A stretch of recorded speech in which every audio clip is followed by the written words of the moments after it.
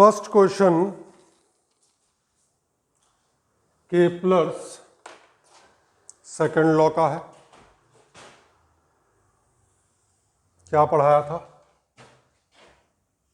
V1 upon V2 equals to R2 upon R1। V1 30, V2 निकालना है, R2 1.2, R1 1.1। ये तो फर्स्ट पार्ट हो गया। 30 V2 1.1 0.9। तो यहां से तो आ गया V2 इक्वल्स टू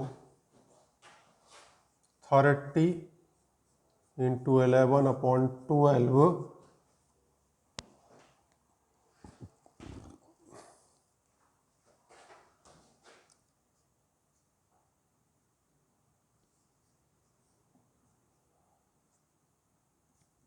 किलोमीटर पर सेकंड।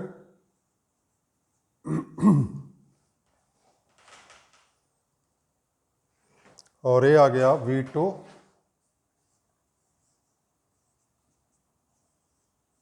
30 इंटू 11 अपॉन 9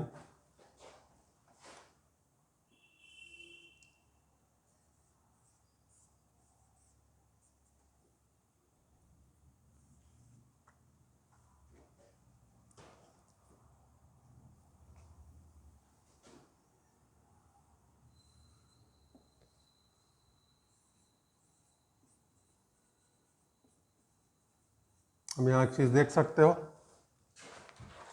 इसमें डिस्टेंस बढ़ी है तो स्पीड कम होनी चाहिए, कम हो गई। इसमें डिस्टेंस कम हुई है, स्पीड बढ़नी चाहिए, स्पीड बढ़ गई।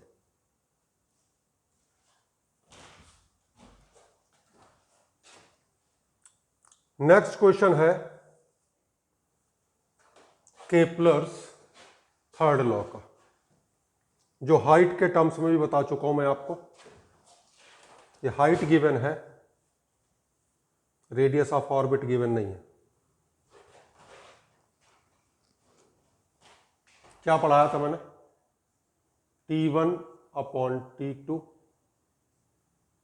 R प्लस H1 का cube upon R plus H2 का क्यूब। पुट कर दो।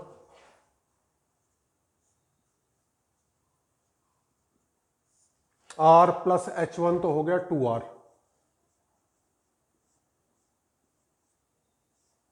R प्लस H2 हो गया 4R,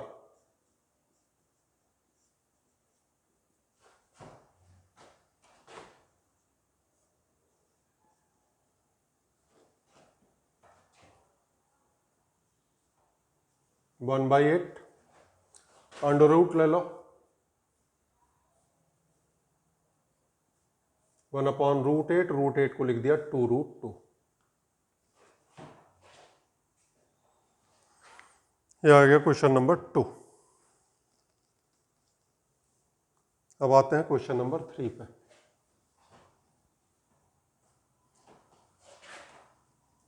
उसने कहा radius of orbit of Jio stationery satellite.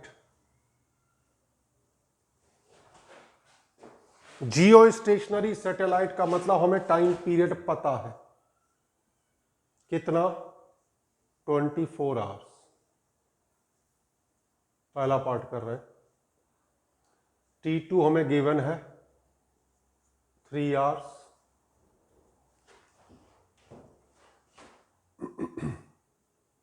R1 को हमने R मान लिया जो कि 42,000 है किलोमीटर, बाद में पुट कर देंगे वैल्यू। और R2 हमें कैलकुलेट करना है। पहले तो R2 हम R के टर्म्स में निकाल लेंगे, फिर R की वैल्यू रख देंगे 42,000 किलोमीटर। चलो लगा। T1 अपॉन T2 का होल स्क्वायर एक साथ ही कर लिया, R1 अपॉन R2 का क्यूब। तो रेडियस ही दे रखी है, हाइट का तो कोई सेंस है नहीं। 24/3 का स्क्वायर r/r2 का क्यूब। 24/3 तो हो गया 8 और 8 का स्क्वायर हो गया 64।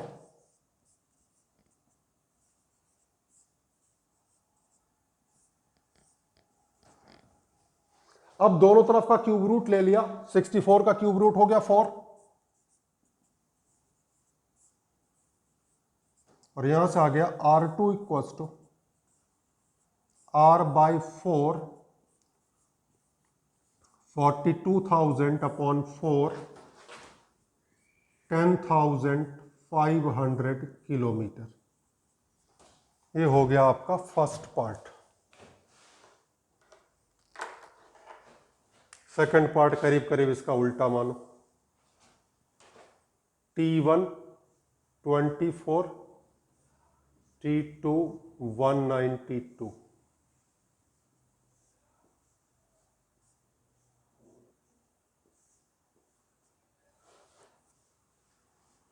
ये आ जाएगा 8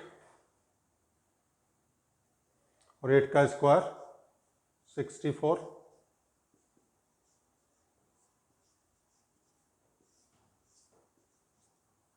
वन बाई 4 r/r2। r2 हो गया 4 टाइम्स 42,000 किलोमीटर।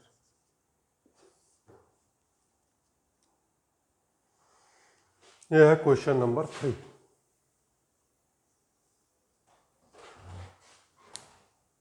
लिखो भाई लिखो।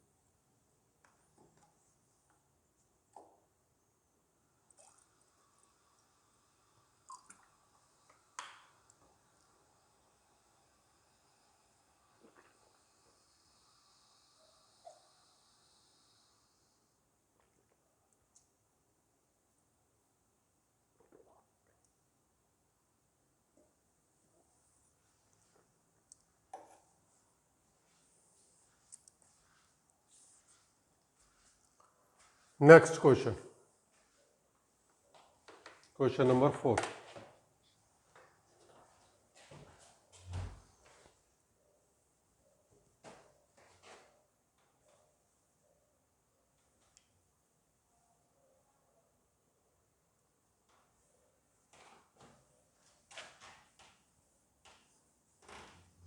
उसने कहा है उस सैटेलाइट का टाइम पीरियड बताओ जिसके ऑर्बिट की रेडियस जियो स्टेशनरी ऑर्बिट की हाफ है। जियो stationery first information time period 24 hours, radius मान लिया r।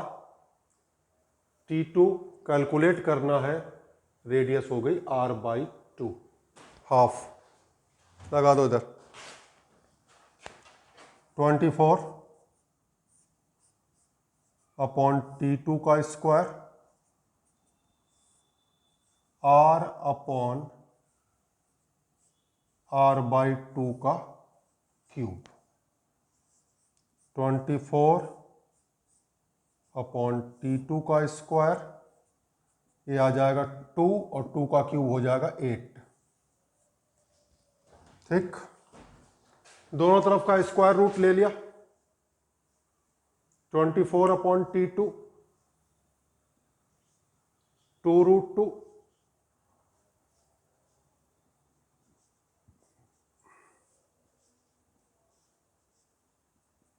ये आ जाएगा 12/√2।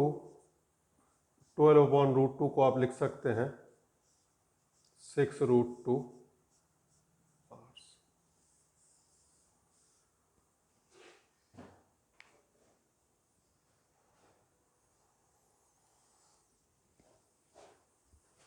ये हो गया question number 4।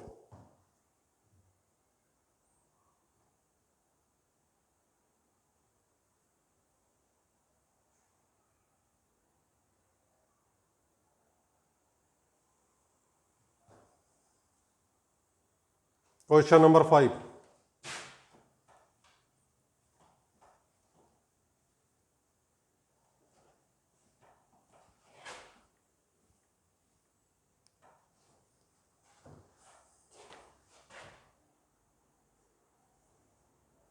M1 10 kg, M2 10 kg, R1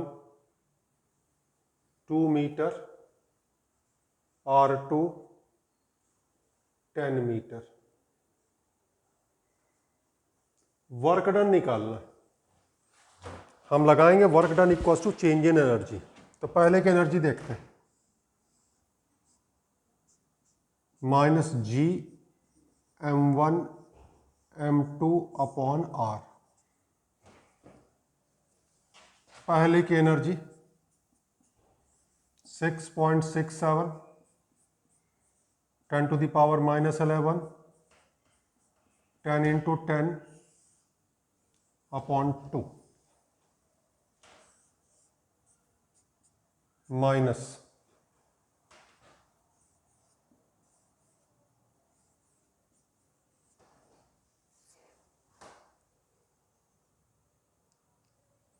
into 10 to the power minus 9 joule.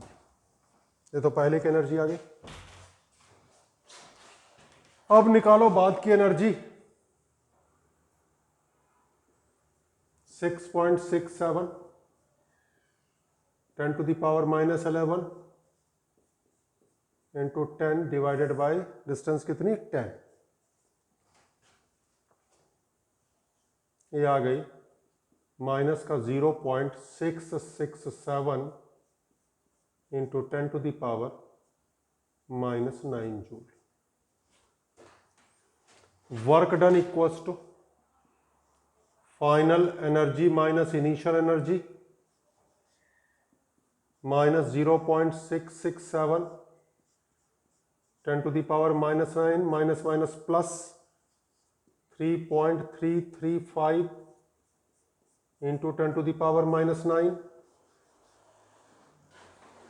3.335667।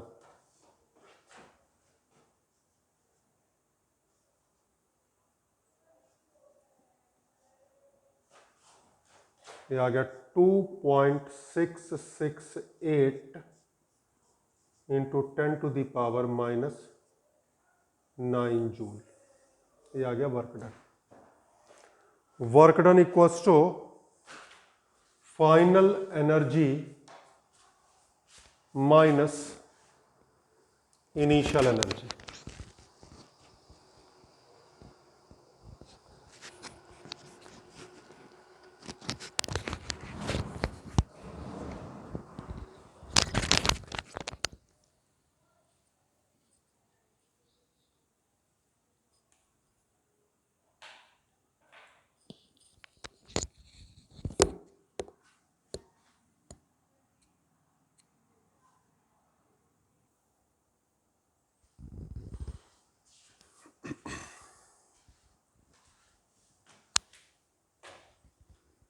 Question number 6।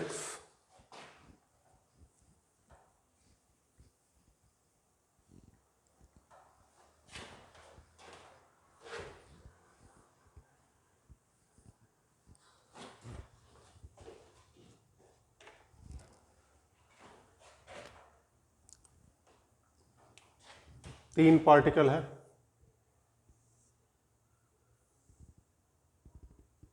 सबका मास इक्वल है,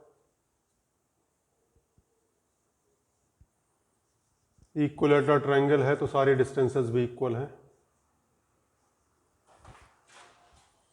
इन दोनों की एनर्जी हुई माइनस जी M1 M2 upon L।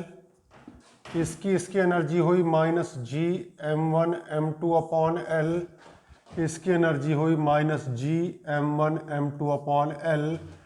Total energy में तीनों को ऐड कर दो, -3Gm²/L। This is the answer.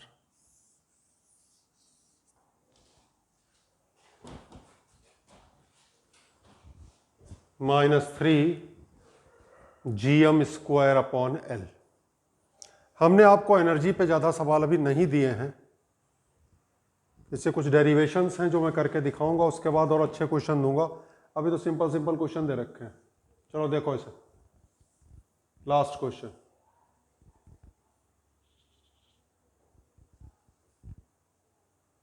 L 4 तो हो गए L डिस्टेंस वाले, और अगर ये साइड L है तो ये हुआ L√2 और ये हुआ L√2। तो देखो डायरेक्ट लिख रहा हूं, 4 एनर्जी तो है L वाली, -Gm1m2/L, और 2 एनर्जी हैं L√2 वाली। ठीक, क्या कॉमन आ गया? -Gm²/L कॉमन आ गया, अंदर बचा यहां का तो 4 और यहां का बचा √2। This is the answer.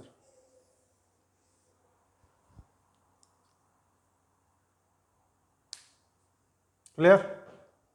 देख लो इसे।